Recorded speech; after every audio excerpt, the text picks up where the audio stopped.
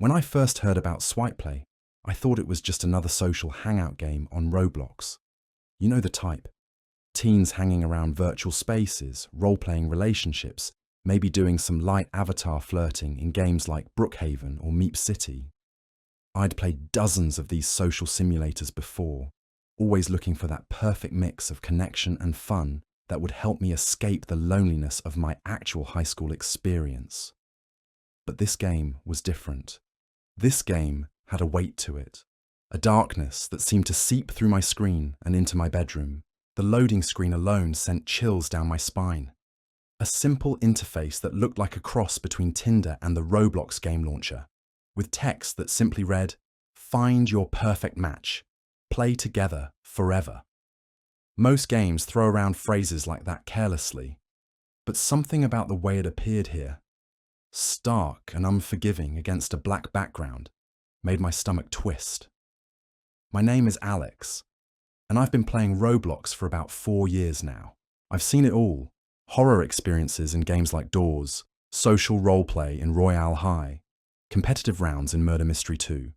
But nothing, and I mean nothing, prepared me for what I would discover during my time in Swipe Play and the network of games it connected me to.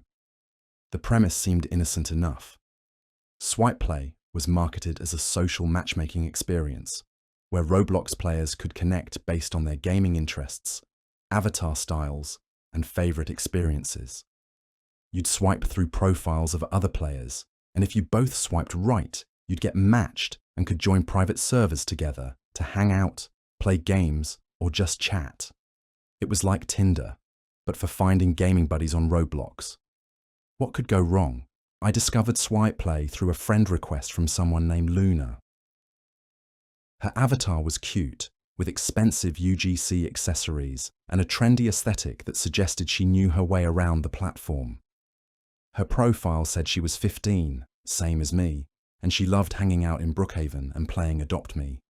Normal teenage Roblox player stuff. When she messaged me about this cool new game where you could meet people with similar interests, I was intrigued. "Have you tried Swipe Play yet?" her message read. "It's like the best way to find people to hang with. Way better than just randomly joining servers and hoping to meet cool people." I was skeptical at first. Social games on Roblox had a reputation for being either boring or filled with weird role players. But Luna seemed genuine, and I was honestly getting tired of playing alone all the time.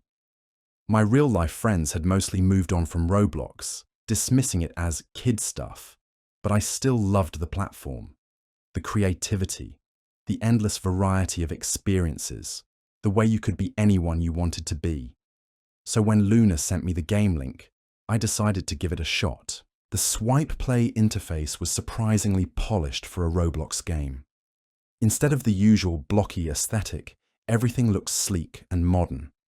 The main screen showed a stack of player cards, each featuring someone's avatar, username, age, and a brief bio about their gaming preferences.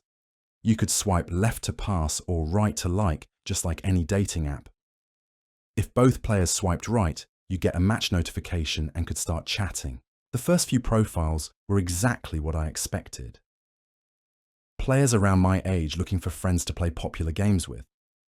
There was Max, a 16-year-old who loved horror experiences and owned way too many limited edition items.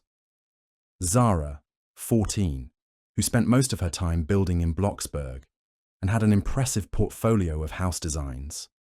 Neo, 15, who was obsessed with competitive games and had screenshots of his leaderboard rankings. I swiped right on a few profiles that seemed interesting, left on others that didn't match my vibe. The system felt intuitive and well-designed, much more sophisticated than I'd expected from what I assumed was just another social hangout game made by some random developer.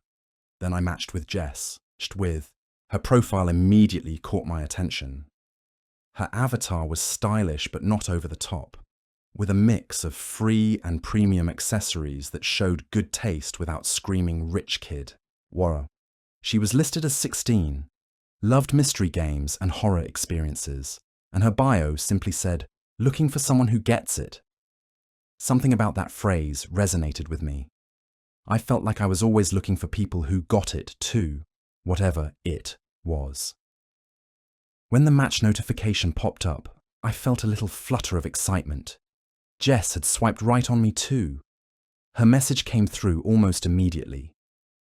"Finally, someone with good taste in games," she wrote.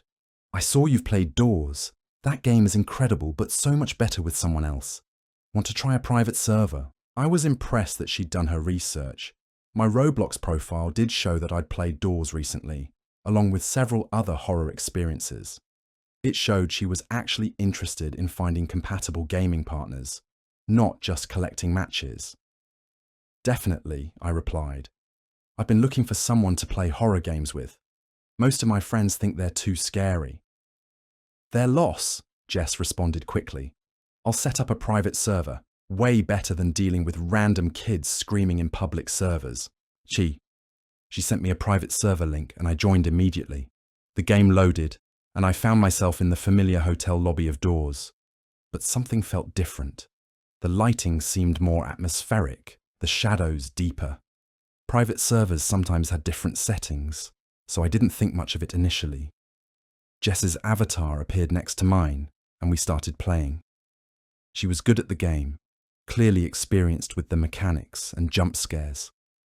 We worked together smoothly, communicating through the chat about which doors to approach carefully and when to hide from the various entities that hunted players through the hotel.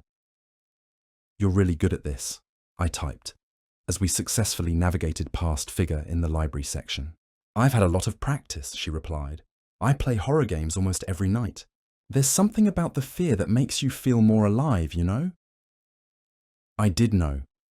That was exactly why I loved horror experiences on Roblox. The adrenaline rush, the way your heart pounded during jump scares, the satisfaction of overcoming something that genuinely frightened you. It was rare to find someone who understood that appeal. We played for about an hour, making it further indoors than I'd ever managed with random players. Jess seemed to anticipate the game's patterns perfectly, always knowing when to run and when to hide. Her timing was so precise it was almost uncanny. "Want to try something different?" she asked as we died to seek during one of the chase sequences. "Sure. What did you have in mind?" "There's this modified version of Murder Mystery 2 that's really intense. Much scarier than the regular game. I know the developer." She sent me another private server link, this one for a game I'd never heard of called Murder Mystery Extended. The thumbnail looked similar to the regular Murder Mystery 2, but darker, more ominous. When I joined, I immediately noticed the differences. The map was a twisted version of the classic MM2 house, but everything was more detailed, more realistic. The lighting was dimmer, creating deep shadows in every corner. The ambient sounds were different too, less cartoony and more atmospheric. "This is incredible," I typed. "The graphics are way better than normal MM2. The developer is really talented." Jess replied. "He makes custom experiences for people who want something more intense than the usual Roblox games." We played several rounds, and I had to admit, it was the most engaging version of Murder Mystery I'd ever experienced. The fear felt real when you were trying to hide from the murderer. The satisfaction of surviving was genuine. Jess continued to demonstrate impressive game knowledge, always seeming to know the best hiding spots and escape routes. As we played, she started asking me questions about myself. Normal getting to know you stuff at first. What other games I liked, how long I'd been on Roblox, what I thought of different experiences. But gradually, the questions became more personal. "What's your real name?" she asked during a break between rounds. I hesitated. I'd been taught never to share personal information online, especially on gaming platforms. But Jess felt different. We'd been playing together for hours now, and she seemed genuinely interested in being friends. Plus, she'd already shared so much about her gaming preferences and experiences. "Alex," I typed back. "What about you?" "Jessica, but everyone calls me Jess. Nice to meet you properly, Alex." Something about seeing my real name in the chat felt significant. More personal than just our usernames. Like we were crossing from being random gaming partners to actual friends. Where are you from? She continued. I'm in California. Again, I felt that hesitation. But California was a big state. It's not like I was giving her my exact address. East Coast, I replied, trying to be vague while still participating in the conversation. Cool.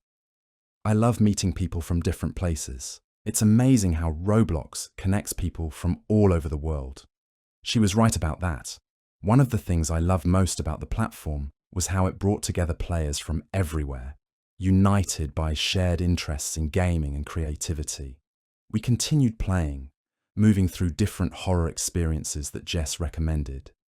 Each game seemed more sophisticated than typical Roblox fare, with better graphics, more complex mechanics, and genuinely frightening atmospheres.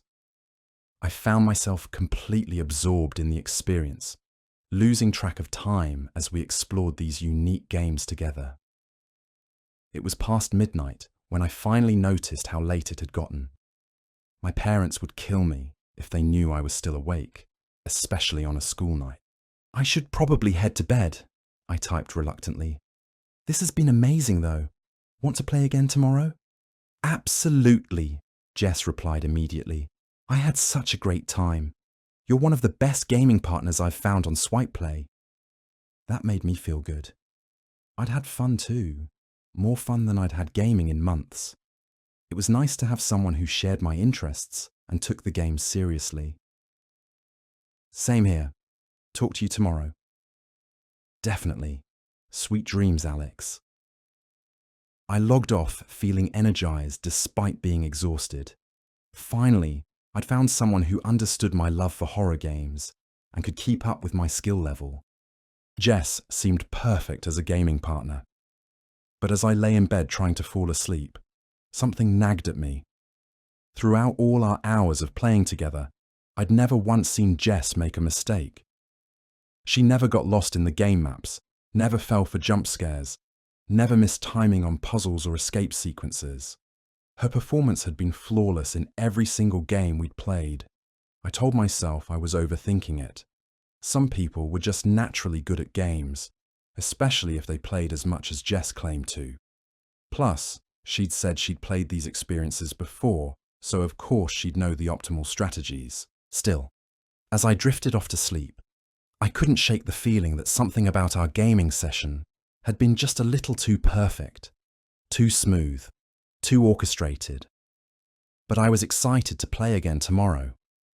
For the first time in months, I had something to look forward to after school, someone who actually wanted to spend time gaming with me, who appreciated the same experiences I did, who didn't think my interests were weird or childish. I had no idea that tomorrow's gaming session would be the beginning of something far more sinister than I could have imagined.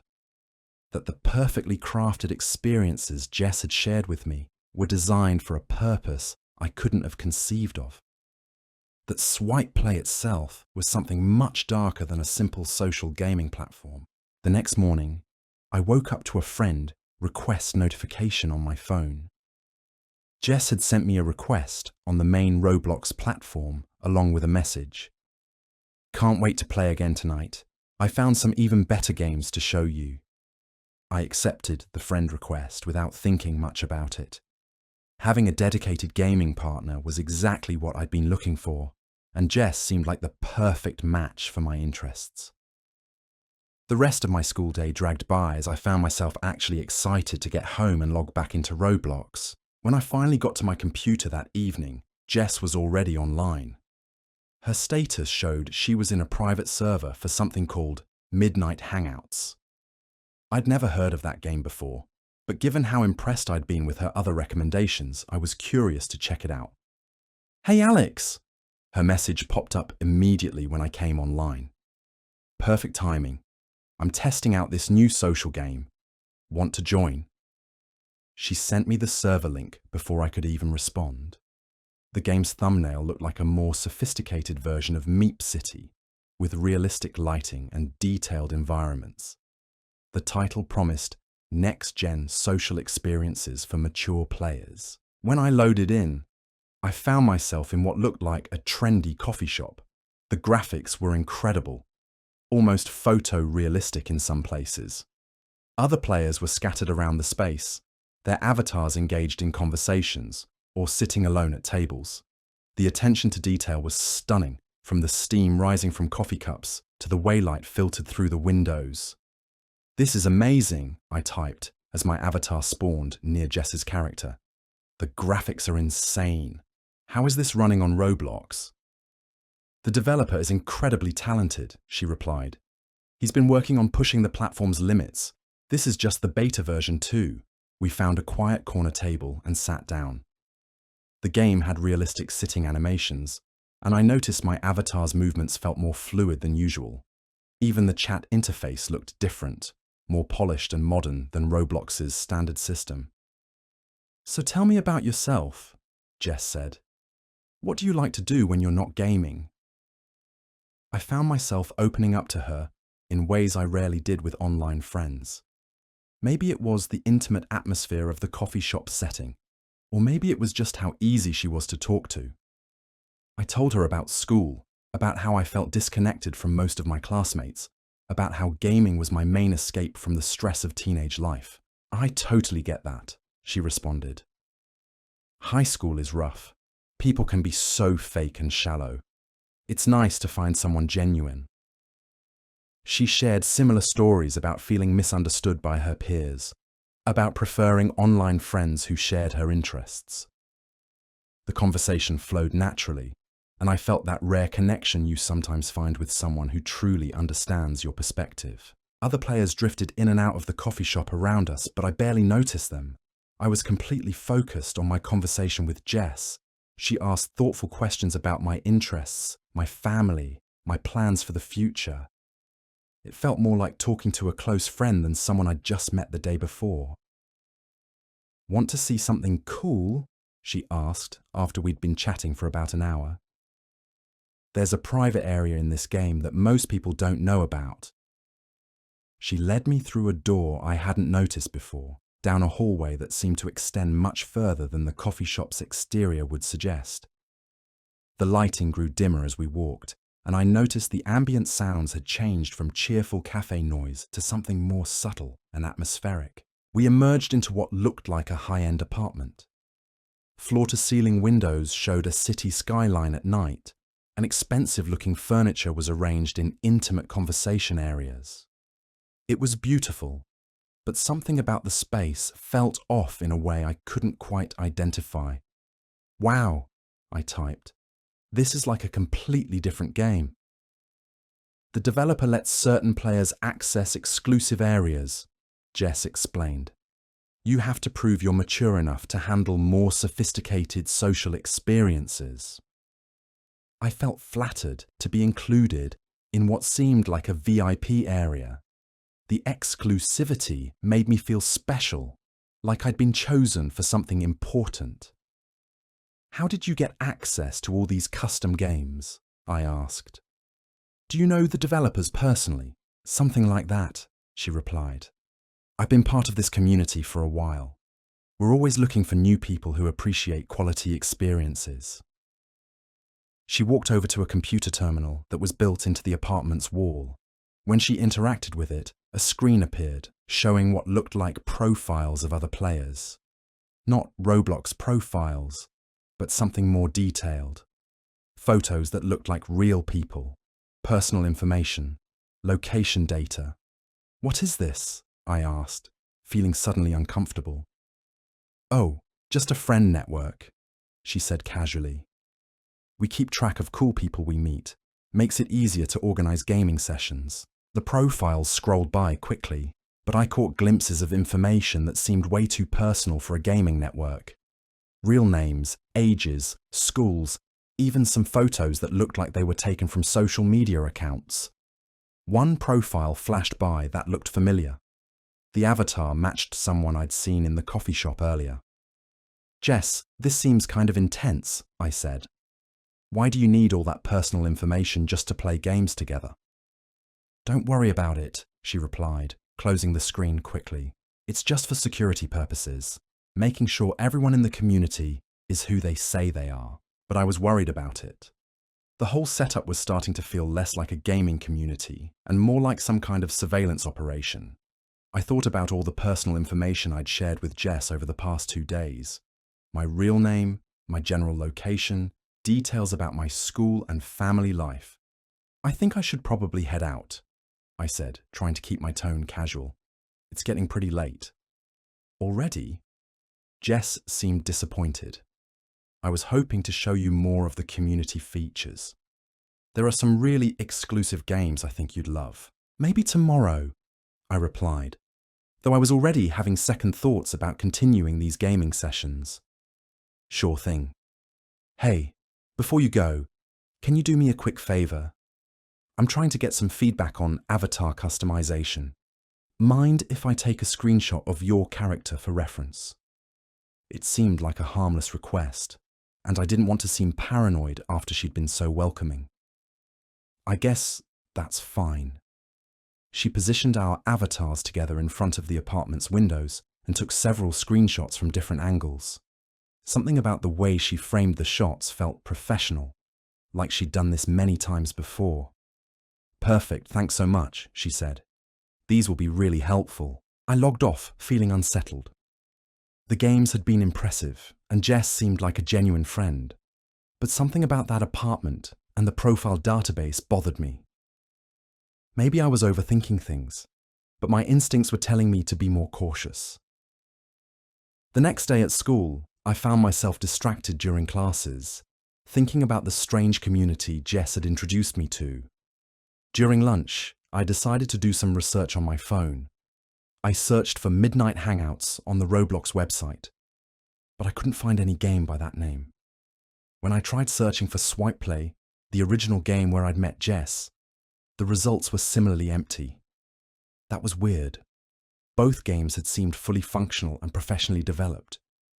How could they not show up in search results? I tried a different approach and looked up Jess's username directly. Her profile existed, but it was completely blank. No games played, no friends list, no creation date visible. For someone who claimed to have been on Roblox for years and was connected to a whole community of players, her profile was suspiciously empty. My phone buzzed with a notification. Jess had sent me a message. Hey, I found this amazing new experience I want to show you. It's called Trust Falls, and it's all about building deeper connections with people. Want to try it tonight? The timing of her message, right when I was researching her profile, felt like more than a coincidence. I stared at my phone screen, trying to decide how to respond. Part of me wanted to confront her about the inconsistencies I'd discovered, but another part worried I might be paranoid over nothing. I'm not sure I can play tonight, I replied, pretty busy with homework. Oh, that's too bad. This game is really special. It helps people share their true selves with each other. I think you'd really connect with it. Something about the phrasing made me uncomfortable. The emphasis on sharing true selves and making deeper connections felt manipulative, like she was trying to push me toward revealing even more personal information. Maybe this weekend, I said, trying to buy myself time to figure out what was really going on. Of course, no pressure. Hey, by the way, I noticed you were looking at my profile earlier. The privacy settings make it look empty, but that's just for security. You understand. My blood ran cold. There was no way she could know I'd looked at her profile unless she was monitoring my activity somehow. Roblox didn't send notifications when someone viewed your profile, and I certainly hadn't told her about my research. How did you know I looked at your profile? I typed, my hands shaking slightly. Oh, just a lucky guess. You seem like the curious type. It's one of the things I like about you, Marty. But it wasn't a lucky guess. Somehow, she was tracking my online activity. The realization made me feel sick to my stomach. How much had she been watching me? What other information did she have access to? I didn't respond to her message. Instead, I spent the rest of my lunch break trying to figure out how she could possibly be monitoring my Roblox activity. The more I thought about it, the more disturbing possibilities occurred to me. What if those custom games she'd been showing me weren't just impressive showcases of development skills? What if they were data collection tools designed to gather information about players? When I got home that afternoon, I immediately checked my Roblox account settings. My privacy controls looked normal, but I noticed something strange in my recent activity log. There were entries for games I didn't remember playing, login sessions from times when I'd been asleep, and friend requests that had been automatically accepted. Someone had been accessing my account. I changed my password immediately and enabled two-factor authentication. Then I started going through my friends list, removing anyone I didn't recognize personally. Jess's profile was still there, but when I tried to unfriend her, I got an error message saying, "Unable to remove this user." That shouldn't be possible. Every friendship on Roblox could be terminated by either party at any time. The fact that I couldn't remove her from my friends list suggested she had some kind of administrative access to my account. My phone buzzed again. Another message from Jess. "I see you're making some account changes. That's smart. Security is really important. Just make sure you don't lock yourself out of the fun experiences we've been sharing." She was definitely monitoring my account activity in real time. This had moved far beyond a gaming friendship into something that felt like stalking. "How are you seeing my account changes?" I typed back, deciding to confront her directly. "Oh, I help moderate some of the games we've been playing. I get notifications when active community members make security changes. Just want to make sure everything's okay." It was a plausible explanation, but it didn't feel right. Roblox game developers could see certain player data, but not the kind of detailed account activity she seemed to have access to. I decided to test something. I created a new Roblox account with a completely different username and email address. Then I joined one of the mainstream games we'd played together, the regular version of Murder Mystery 2, not one of her custom experiences. Within minutes, I received a friend request on the new account from Jess. There was no way she could have found my new account that quickly unless she was using some kind of tracking software. I'd been careful not to use any identifying information, and I'd joined a public server with hundreds of other players. I ignored the friend request and logged back into my main account. Jess had sent me several more messages. "Where did you go? I saw you online, but then you disappeared. Is everything okay? You seem distant today. I really hope I didn't do anything to upset you. Our friendship means a lot to me." The messages had an increasingly desperate tone that made me even more uncomfortable. This wasn't how normal gaming friends behaved when someone went offline for a few minutes. I decided to do more research. Using my school's computer lab the next day, I searched for information about Roblox security exploits and account monitoring tools. What I found made my stomach drop. There were underground communities of hackers who specialized in exploiting Roblox's systems. They could install malware through custom games that would give them access to players' accounts, personal information, and even computer systems. Some of these tools were sophisticated enough to track players across multiple accounts and platforms. The custom games Jess had been showing me could easily have been delivery mechanisms for this kind of malware. The realistic graphics and advanced features I'd been so impressed by might have been cover for code designed to compromise my security. I kept reading, and the information got worse. These exploits weren't just used for account theft or virtual item scamming. They were often part of larger operations designed to identify and target vulnerable young players for grooming and exploitation. The profiles I'd seen in that apartment interface suddenly took on a much more sinister meaning. Those weren't just friend networks.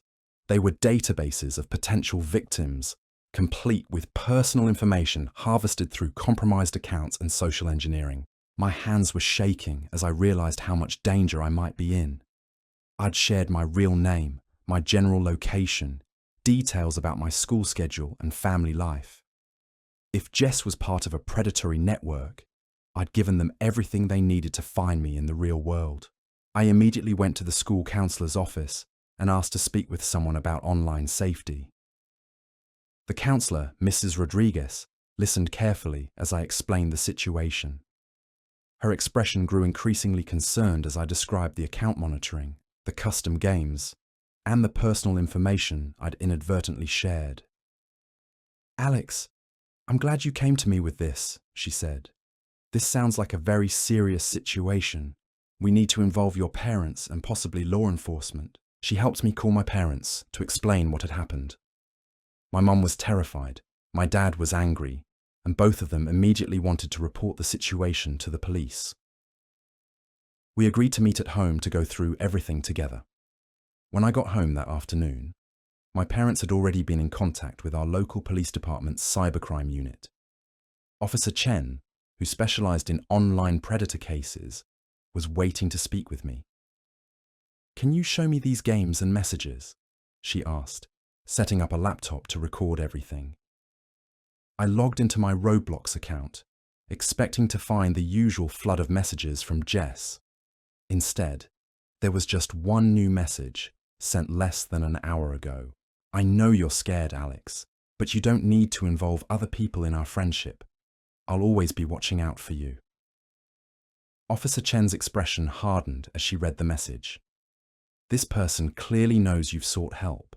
That's extremely concerning." She guided me through documenting everything, screenshots of the messages, the custom games, the profile database I'd seen. When we tried to access some of the games again, they were no longer available. The private servers had been deleted, and the game links returned error messages. "They're covering their tracks," Officer Chen explained. "This suggests a sophisticated operation, not just some random person playing pranks." She showed me how to export my account data and chat logs, which revealed the full extent of the monitoring I'd been subjected to.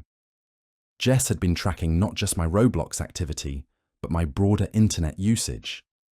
The malware installed through her custom games had given her access to my web browsing history, social media accounts, and even my computer's camera and microphone.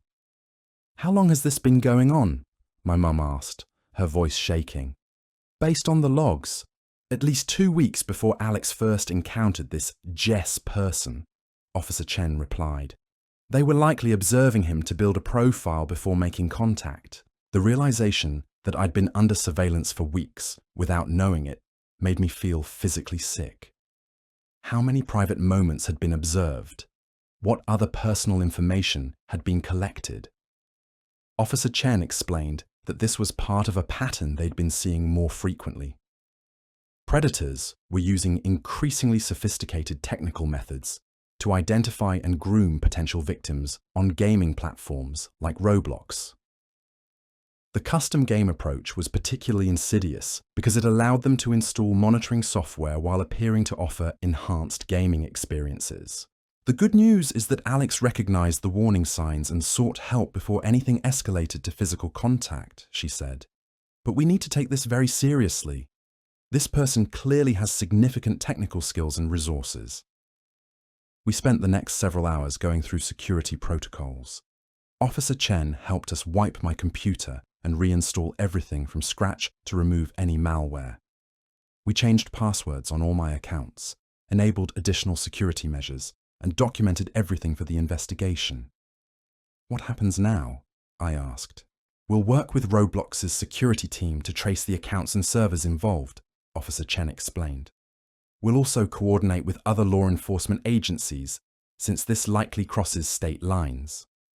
Unfortunately, these cases can be difficult to prosecute because the perpetrators often use sophisticated methods to hide their identities." That night, I lay in bed feeling a mixture of relief and anxiety. Relief that I'd recognized the danger and gotten help before anything worse happened. Anxiety about how long I'd been monitored without knowing it, and whether this person might still find ways to track me. My phone buzzed with a notification. For a moment, I panicked, thinking it might be another message from Jess, but it was just a text from my mum, checking to make sure I was okay. I realized I hadn't opened Roblox since the meeting with Officer Chen. The platform that had been my primary source of entertainment and social connection now felt tainted by the experience. How could I trust any new friends I might meet? How could I know which games were safe to play? The next morning, Officer Chen called with an update. We've identified at least 12 other potential victims with similar patterns of contact, she said. This appears to be part of a larger network targeting teenage gamers across multiple platforms. The scope of the operation was staggering. What I'd experienced wasn't an isolated incident, but part of a systematic effort to identify and exploit vulnerable young people through their gaming interests. Will you catch them? I asked. We're working on it, she replied. But I want you to understand that your decision to come forward likely prevented not just your own victimization, but helped us identify this broader network. You may have saved other kids from going through what you experienced. That gave me some comfort, but I still felt shaken by how close I'd come to something much worse.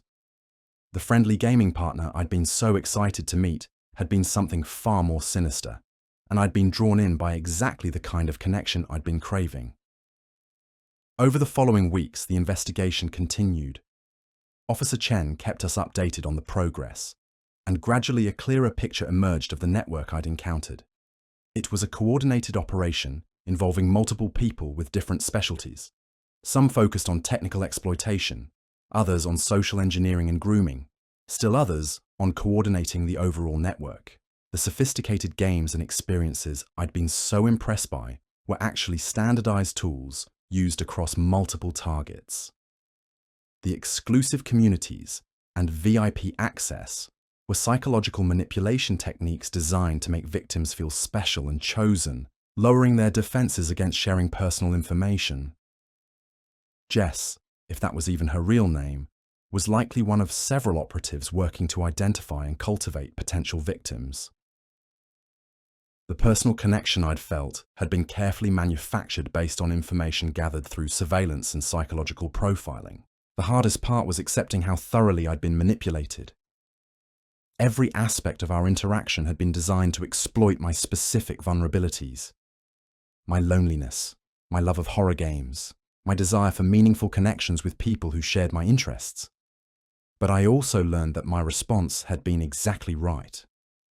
Recognizing the warning signs, trusting my instincts when things felt off, seeking help from trusted adults, and being willing to involve law enforcement had prevented the situation from escalating. Officer Chen arranged for me to speak with other victims who'd had similar experiences.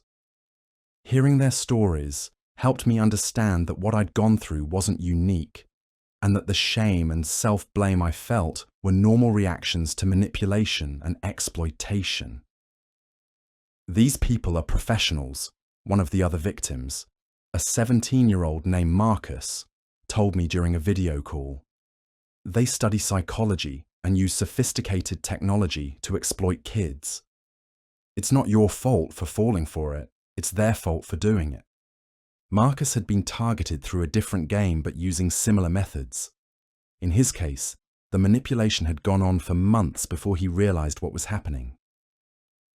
The predator had gradually isolated him from his real-world friends and family, convincing him that only their online relationship was genuine and important. I almost met up with them in person, he admitted. I was planning to lie to my parents and take a bus to another state. If my sister hadn't found the messages and told my parents, I probably would have gone. His story made me realize how lucky I'd been to recognize the danger early. The progression from online grooming to real-world contact was often gradual and carefully orchestrated, making it difficult for victims to recognize until it was too late.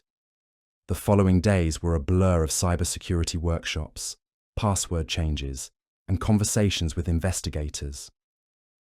My parents had restricted my internet access, and I found myself actually grateful for the break from online gaming. The real world felt safer, more predictable, even if it was lonelier. But the investigation was just beginning to reveal the true scope of what I'd stumbled into. Officer Chen called me on Thursday afternoon with news that made my blood run cold. Alex, we've made some significant discoveries about the network you encountered. Can you and your parents come in for another meeting? When we arrived at the police station, Officer Chen had several other people with her. agents from the FBI's Internet Crime Complaint Center, and a specialist from Roblox Corporation's Trust and Safety team. What we initially thought was a small-scale grooming operation has turned out to be much larger, Agent Morrison from the FBI explained. The technical analysis of the malware found on Alex's computer led us to a server network spanning multiple countries. The Roblox specialist, who introduced herself as Sarah Kim, had a tablet full of data that made my head spin. "We've identified over 300 compromised accounts across our platform," she said. "All of them show similar patterns of interaction with the profiles you encountered." 300 victims. The number was staggering. "The sophistication of this operation is unlike anything we've seen before," Agent Morrison continued.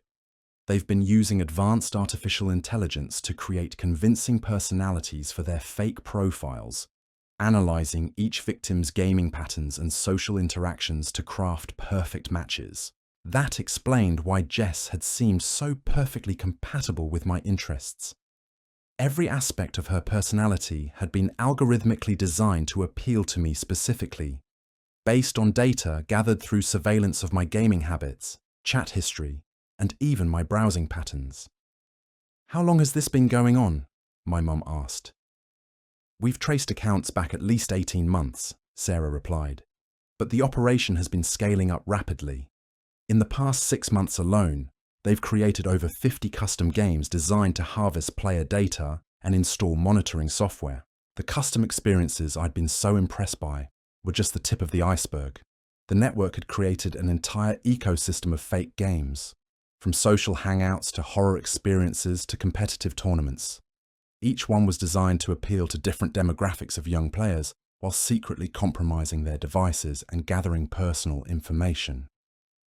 What's particularly concerning," Agent Morrison added, "is that they've been using the collected data to create detailed psychological profiles of their targets. They know not just what games kids like to play, but their family situations, their insecurities, their social dynamics at school." Officer Chen showed me a printout that made me feel sick. It was a profile document with my real name at the top, followed by pages of information about my life. My parents' work schedules, my school's daily routine, my gaming preferences broken down by mood and time of day, even analysis of my writing style and emotional vulnerabilities based on chat logs. "They knew exactly how to approach you," she explained. "The loneliness you mentioned feeling, your interest in horror games, your desire for meaningful connections. All of that was in your profile before Jess's ever made contact." The level of surveillance was beyond anything I'd imagined. They hadn't just been watching my Roblox activity. They'd been building a comprehensive picture of my entire life. "But here's what's most disturbing," Sarah said, pulling up something on her tablet. "We found evidence that the network has been attempting to make real-world contact with some of their targets." She showed us a map with red dots scattered across the country. Each dot represented a location where someone matching the network's profiles had been spotted near schools, community centers, or other places where their target victims were known to spend time. "In at least 3 cases, we have evidence of attempted physical contact," Agent Morrison said. 2 victims reported being approached by strangers who knew details about their online activities. One case involved an attempted abduction that was thwarted when the victim recognized warning signs and sought help. I thought about Marcus, the other victim I'd spoken with, who had almost agreed to meet his online contact in person. How many kids hadn't been as lucky as we were? "What happens to all those other victims?" I asked. "The 300 accounts you found?" "We're working with Roblox to notify all affected users and their families," Sarah explained. "But it's complicated. Many of the victims don't realize they've been compromised. The monitoring software is designed to be invisible, and the social engineering was so sophisticated that many targets still believe they were interacting with genuine friends. That was perhaps the most chilling aspect of the whole operation. Right now there were hundreds of kids who thought they'd made amazing gaming friends, not realizing they were being systematically manipulated and surveilled by predators. We're also concerned about copycats, Agent Morrison added. Once word gets out about the methods this network was using, other criminal groups will likely attempt to replicate their techniques. The meeting lasted for over 2 hours as they walked us through the security measures I'd need to take going forward. New devices, different gaming platforms, constant vigilance about sharing any personal information online. The internet, which had once felt like a space of infinite possibility and connection, now felt like a minefield of potential threats. Over the next few weeks, the story began to make national news. Sophisticated predator network targets young gamers, read the headlines. I watched news reports about the investigation while eating breakfast. Surreal to think that I'd been part of something that was now being discussed by cybersecurity experts and child safety advocates on television. The coverage brought attention to broader issues with online gaming platforms and their ability to protect young users. Roblox announced new safety features and monitoring systems. But critics argued that the platform's fundamental design made it nearly impossible to prevent determined predators from finding ways to exploit children. I received messages from other victims who had seen the news coverage and wanted to share their experiences. Each story was slightly different. Different games, different manipulation tactics, different fake personalities. But the underlying pattern was always the same. Predators using increasingly sophisticated methods to identify vulnerable young people and gradually break down their defenses. Emma, a 14-year-old from Oregon, had been targeted through a fake modeling competition in Royale High. The predator had convinced her she had potential as a real-world model and had been gradually working toward convincing her to meet for a photo shoot. David, 16, from Texas, had been approached through a competitive doors tournament that promised cash prizes. The manipulation had focused on his desire to be recognized as a skilled player, with the predator gradually steering conversations toward more personal topics.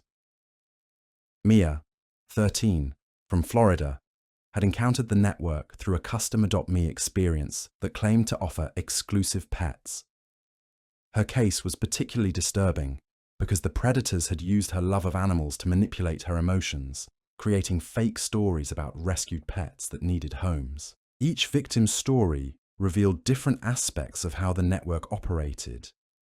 They had specialists for different gaming communities, different manipulation strategies for different personality types, and different technical approaches for different devices and security setups.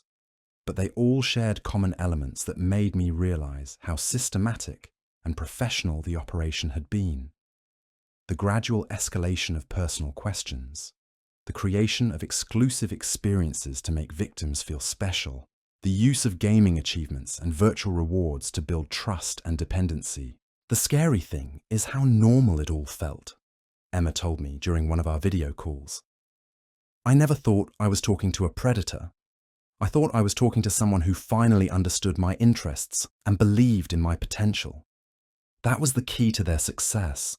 They weren't obviously threatening or inappropriate.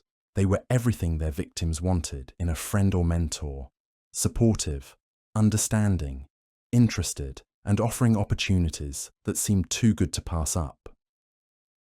The psychological impact of discovering the truth was difficult for all of us to process. The relationships we'd thought were genuine had been elaborate lies designed to exploit our vulnerabilities. The support and understanding we'd felt had been manufactured through data analysis and manipulation techniques. It's like finding out your best friend was actually studying you for a psychology experiment, David said. Except instead of psychology, it was preparation for something much worse. Officer Chen arranged for us to participate in a support group for victims of online exploitation.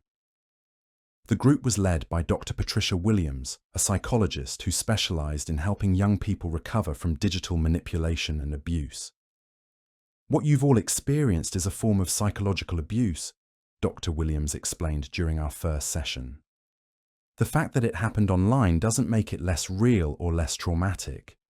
Your brains form genuine emotional connections with these fake personas, and discovering the truth creates a real sense of betrayal and loss. She helped us understand that the shame and self-blame we felt were normal reactions, but that none of what happened was our fault. The predators had used professional-level manipulation techniques developed specifically to exploit normal human desires for connection and recognition. These people studied child psychology, social engineering, and technical exploitation methods, she said. They're not random internet creeps. They're organized criminals using sophisticated methods to harm children. Expecting teenagers to recognize and resist these techniques on their own is unrealistic.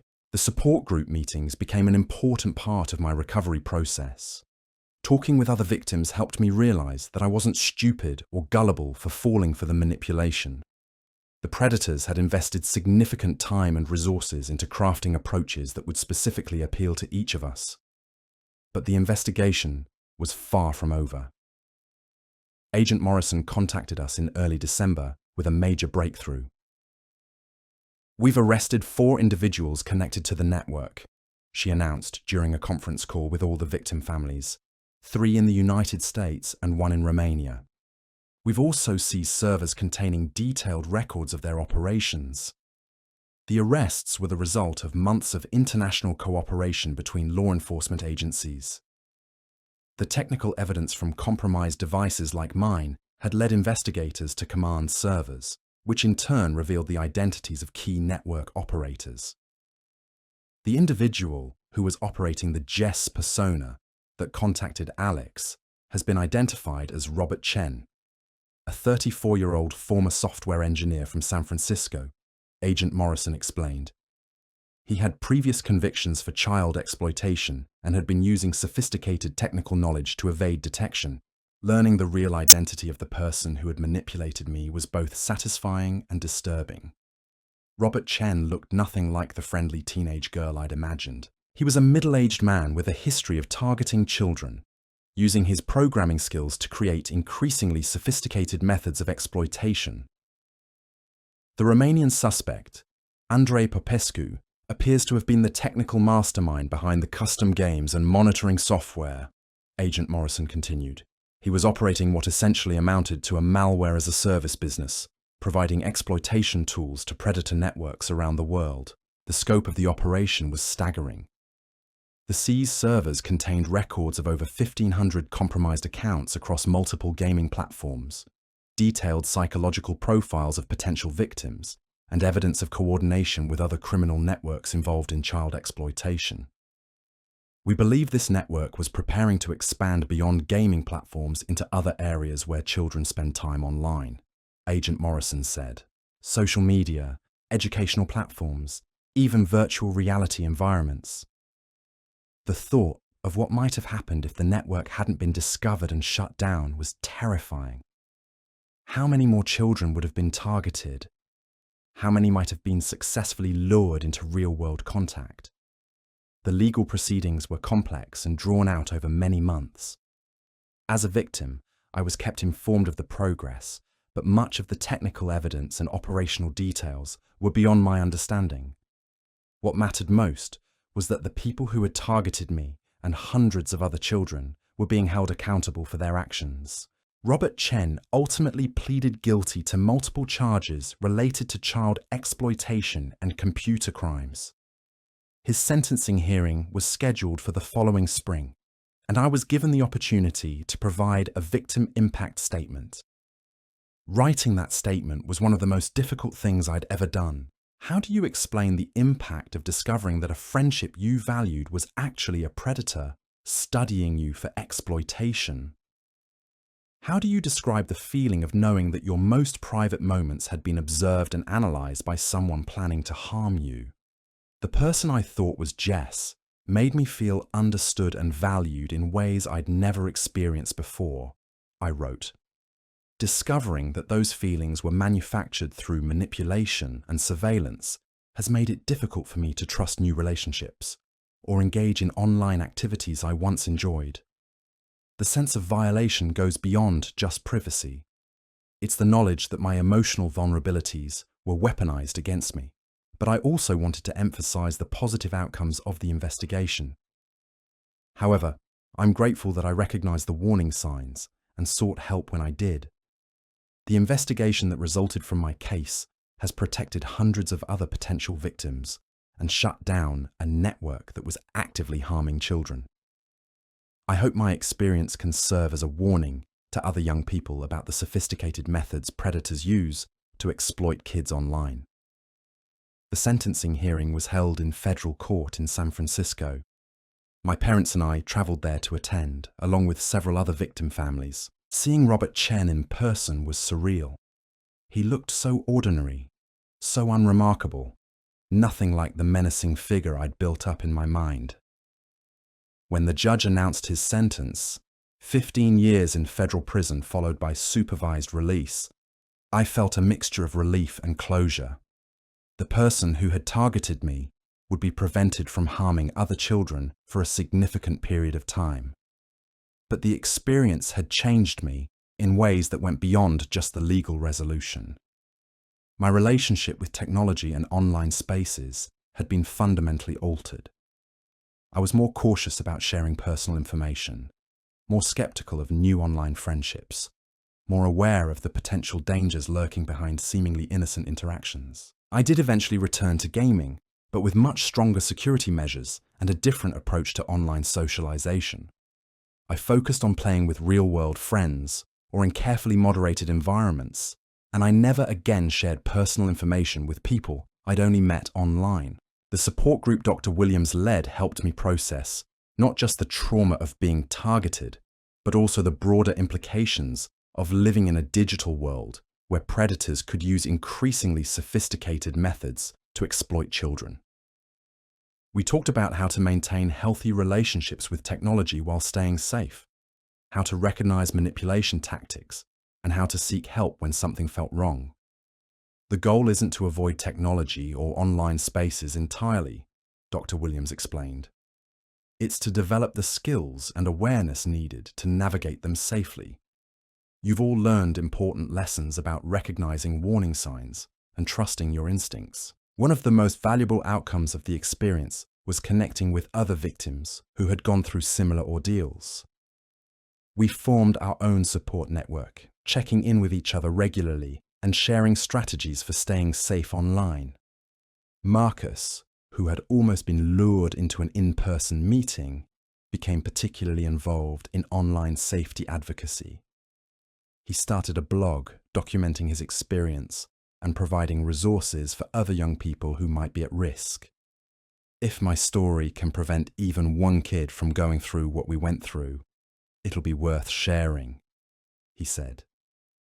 Emma used her experience to push for better safety features on gaming platforms. She started a petition calling for mandatory parental notifications when children receive friend requests from adult accounts, which gained thousands of signatures and media attention. David channeled his anger about being manipulated into learning cybersecurity skills. He started studying computer programming and network security, with the goal of eventually working to protect other kids from online predators. I want to use the same kind of technical knowledge these criminals used, but for good instead of evil, he explained. As for me, I found myself drawn to understanding the psychological aspects of online manipulation. I started reading about social engineering, cult recruitment tactics, and the psychology of trust and betrayal. The experience had given me a first-hand education in how sophisticated predators operate, and I wanted to understand it well enough to help others recognize and resist similar tactics.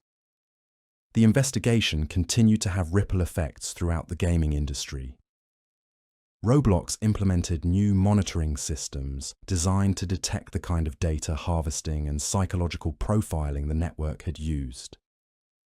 Other platforms followed suit, updating their safety policies and technical protections. But experts warned that the fundamental challenge remained unchanged. As long as there were online spaces where children and adults could interact, there would be predators looking for ways to exploit those spaces. The methods might evolve and become more sophisticated, but the underlying threat would persist. This case represents a new level of sophistication in online predation. Dr. Sarah Chen, a cybersecurity researcher at Stanford, told a congressional hearing on online child safety. The use of artificial intelligence to create convincing fake personas, combined with advanced malware for surveillance and data collection, represents a significant escalation in the threat landscape. She recommended increased funding for law enforcement cybercrime units, mandatory safety features on platforms popular with children, and comprehensive digital literacy education for young people. The congressional hearing was broadcast live, and I watched from my living room as experts discussed the case that had started with my decision to try a new social gaming experience on Roblox. It was surreal to think that what had begun as a search for gaming friends had led to a national conversation about online child safety. Officer Chen, who had been promoted to lead a new cybercrime task force, testified about the importance of young people recognizing warning signs and seeking help quickly. Alex's decision to trust his instincts and report suspicious activity not only protected him from further victimization, but led to an investigation that has protected hundreds of other children, she said. This case demonstrates why we need to empower young people with the knowledge and confidence to seek help when something feels wrong online. The media attention around the case was intense but also educational. I did several interviews with journalists writing about online safety, always careful to focus on the lessons learned rather than the sensational details of my experience. The most important thing people need to understand, I told a reporter from the Washington Post, is that these predators don't look like the stereotypical creeps we're warned about. They present themselves as perfect friends who understand you better than anyone else. That's what makes them so dangerous. The article that resulted from that interview was shared widely on social media and led to additional conversations about how parents and educators could better prepare young people for the realities of online predation. But perhaps the most meaningful outcome of the entire experience was the relationships I formed with other survivors and advocates. The support group Dr. Williams had organized evolved into a lasting network of people committed to protecting children online. We organized presentations at schools about online safety, worked with platform companies to improve their safety features, and provided support for other young people who had experienced online exploitation. Turning our trauma into advocacy doesn't erase what happened to us, Emma said during one of our group meetings, but it gives meaning to the experience and helps prevent other kids from going through the same thing. The anniversary of my first contact with Jess came and went with little fanfare. I marked it quietly, reflecting on how much had changed in the year since that first seemingly innocent gaming session. The naive trust I'd once had in online relationships was gone, replaced by a more mature understanding of both the possibilities and dangers of digital connection. I was still gaming, but differently. More cautiously, with better security measures, and with a deeper appreciation for the real-world relationships in my life. The loneliness that had made me vulnerable to manipulation had been addressed through therapy and genuine friendships with people I'd met through school and community activities. The technical skills I'd developed through understanding how I'd been exploited had led to new interests in cybersecurity and digital forensics. I was considering studying computer science in college, with a focus on developing better tools for protecting children online. It's ironic, I told Dr. Williams during one of our final therapy sessions. The people who tried to exploit me ended up introducing me to subjects that might become my career. They wanted to use technology to harm kids. And now, I want to use technology to protect them. She smiled. That's a powerful example of post-traumatic growth. You've taken a harmful experience and transformed it into a source of strength and purpose. The legal proceedings finally concluded with the sentencing of the last network member in early fall. Andrei Popescu, the Romanian technical specialist, received a 12-year sentence and agreed to cooperate with ongoing investigations into other predator networks. Agent Morrison called to give me the update and to thank me again for my cooperation with the investigation. Cases like this are only successful when victims are brave enough to come forward and work with law enforcement, she said. Your willingness to share your experience, despite how difficult it was, has made a real difference in protecting other children. The investigation had ultimately led to the arrest of 8 individuals across 4 countries, the seizure of servers and equipment worth millions of dollars, and the protection of over 1,000 potential victims who had been targeted by the network. But beyond the statistics and legal outcomes, the experience had taught me valuable lessons about trust, vulnerability, and resilience.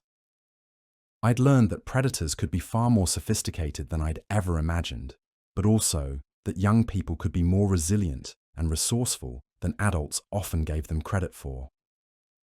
The key was education, awareness, and the confidence to seek help when something felt wrong. No young person should have to navigate the complex landscape of online predation alone, but with the right knowledge and support systems, they could protect themselves and others from sophisticated exploitation attempts.